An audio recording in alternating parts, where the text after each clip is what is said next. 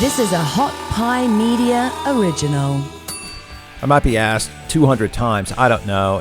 It's an interesting story. So, Urban Meyer, arguably, of anyone not named Saban, is the most successful college coach.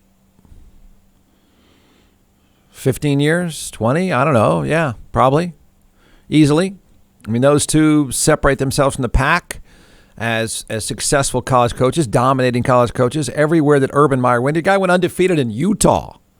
Okay?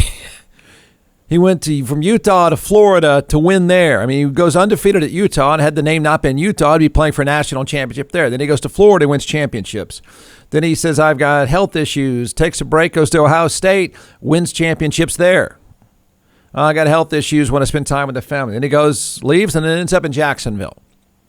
So the question is going to be over and over again, because he's really easy to pick on. He's a guy that's easy to dislike. And when things are going badly, people love to sort of pick apart a coach. And I'm not saying he's not a jackass. Well, I think what I'm saying is I think you're getting carried away and don't quite understand. Why, Jeff, would a ultra successful college coach not succeed in the NFL? Saban didn't succeed. So don't think these guys don't know football. Don't overthink football. I try to tell people all the time, hey, be careful about overthinking this. It's players. That's it. It's players. Nick Saban couldn't succeed in the NFL. I mean, he knows football. He knows what's going on. He's not clueless.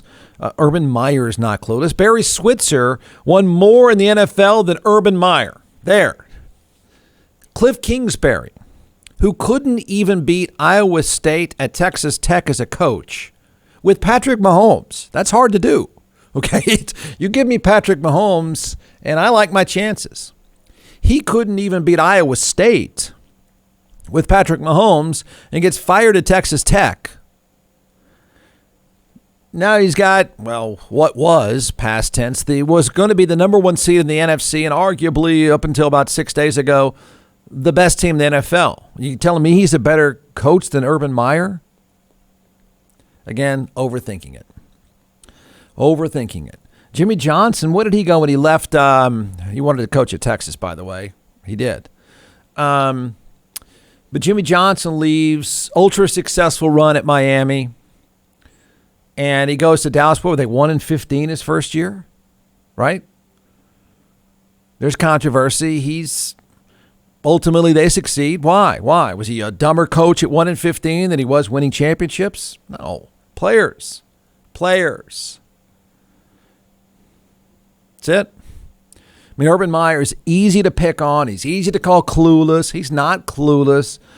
Where Urban Meyer and Nick Saban and many of them, the difference is this. Okay, first of all, the NFL, he was fired, by the way, just so you know, he was fired yesterday and everybody's giddy about it. He was just this guy you love to pick on. Everything went wrong. Everything. And everything went wrong mainly because Jacksonville sucks as an organization. You can take Vince Lombardi and put him with the Texans. It's going to end up like Urban Meyer. They suck as an organization. They don't have players. You take Urban Meyer and stick him in Arizona. You know what you've got? A winning team.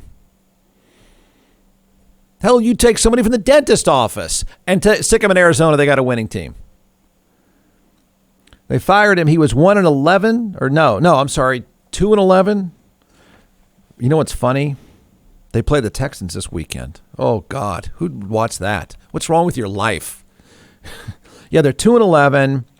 The statement from the owner, which is a very interesting guy, because I'm about to tell you that what matters in pro football is management. That's what matters. And the owner of the Jacksonville Jaguars is, first of all, he's just a very likable guy. He's this guy, he's made it, unlike most, he made it himself. His name is Shad Khan. He's really into the team. He tries. He's like a more polite version of Jerry Jones with a big mustache. Guy really cares. He really tries. I don't know that it was a terrible idea to hire Urban Meyer. I mean, looked like he was successful. Everything he touched in the college game worked out pretty well. I do think I should insert this. So he's now fired. Now, he's made enough money where he doesn't have to coach again. But let me circle back to a local professional team that probably wanted to hire him at one point.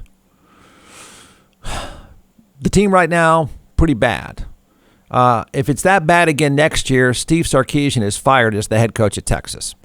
I don't know how they can be that bad again. It's pretty hard to pull off.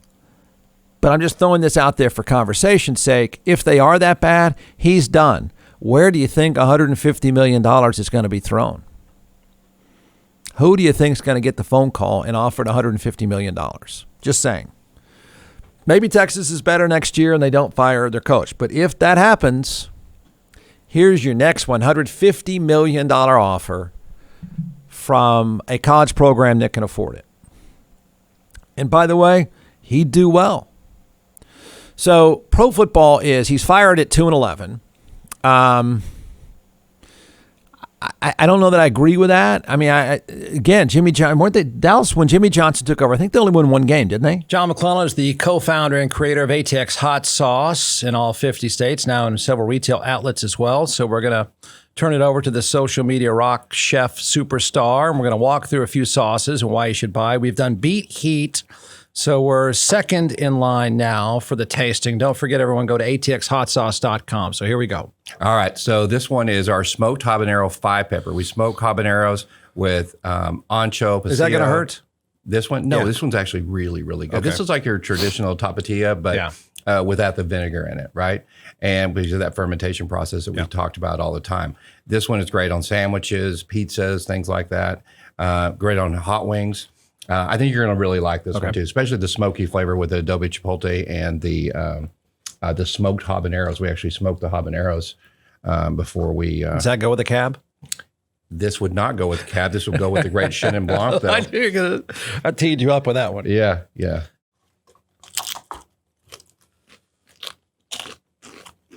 That is good. That's good. Isn't that good? It's just classic take.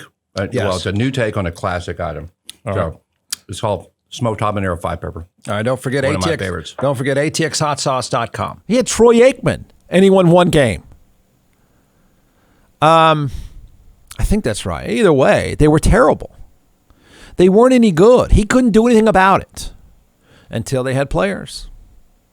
It's a management business. And I say by management, that means personnel, health, strategy. And strategy is far down the list. Okay? Sometimes it's just bad luck because it's a brutal business and you just get players get hurt. So that's why I say it is players and management, the pieces, talent. Then you keep them healthy. And then there's some strategy.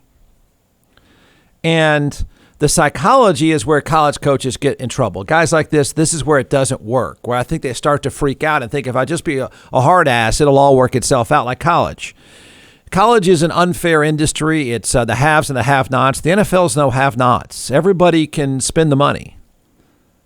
But notice how dumb organizations stay dumb. The Texans will suck almost always because they're run by a buffoon. They're not going to get it right personnel-wise. Lombardi can walk through the door and they're going to suck. The Browns, sooner or later, have enough good players where they shouldn't suck. The Jets screw it up because they're horribly managed. They just don't know how to put together. You know, you've good business ideas can be ruined by no talent. Well, the NFL, with all the money they have, it still doesn't automatically mean you're going to put the right pieces together. So dumb is just always going to be dumb, it seems like. You take the Cardinals, sooner or later the Cardinals had to get better. Whoever was going to be the coach of that roster that has all these talented players, you can't screw that up. If you just treat the guys with respect, you can't screw that up. Where Urban Meyer and Nick Saban and a few others have a difficult time is this, and that is the psychology and the pacing, and I said pacing, of an NFL season. The psychology is this. These are grown-ups playing for their life. Respect that. They know I got to go to work every day. You don't need to beat them over the head about going to work. Players 30 through 54 are playing for their life. They're playing for their life. It's their career. It's the mortgage payment. I know you're going to think everyone's rich, but you're trying to stay rich to get to the next contract. So those guys are playing for their life. You don't have to beat on them. You don't have to downgrade them. This high school stuff that people think works is just BS. It doesn't go that way at all. So all you have to do is show them respect and appreciate their work ethic and just tell them you're going to point them in the right direction and shut your face. That's how you manage pro players. You respect the work ethic. If it doesn't work, you do what Belichick does. You're fired. Next guy. No feelings. Just go to work. And they respect that. So college guys come in and I think they panic or they realize, oh man, I'm losing. I got to be tougher and tougher and tougher. And that just ends up backfiring. They just don't want to hear your noise. They know they're losing. They know it's bad. You beating on them just makes it worse. And I think these dominating college coaches who are godlike figures in college programs, you're not the godlike figure in the locker room. In fact, you don't matter that much. The talent matters. The players who win games matter more than you. You're not the boss. So college coaches don't get that, and they have a hard time with that. And the more they lose, the tougher they get, and the tougher they get, the more guys tune them out. So there is that part, the psychology part of it, and the pacing part is this. It's easy to go through a college season when, if you're at Ohio State or, not Texas now, but if you're Alabama or Ohio State, you are just flat out much better than 8 of the 12 you play. You're just better. So you don't have to worry that much about fatigue. You don't have to worry that much about injuries. You can go put a bunch, you can go 5 deep on your team. You're going to win 7 of those games. In the NFL, you only have 54. And what matters in the NFL is December and January, being healthy. So I think college coaches don't quite fully appreciate the pacing that is necessary in keeping guys fresh and healthy. It is a complicated scientific formula. And it's really hard to digest because you're trying to win, but you lose sight of February. I give you Bill Belichick. Peak at the right time. So that's why the reasons that college coaches fail are those 2 reasons. Not that they don't know football. Not that they can't manage it. No, they can't manage it. Not that they can't call plays. He knows what's going on. He knows talent. He knows what's wrong. He can look across the field and go, oh, man, that guy made one more play than my guy. You stick somebody in a terrible business, you stick somebody in a terrible operation, i.e. the Texans and the Jaguars, who just doesn't get it, doesn't matter who the coach is. He's just fun to hate.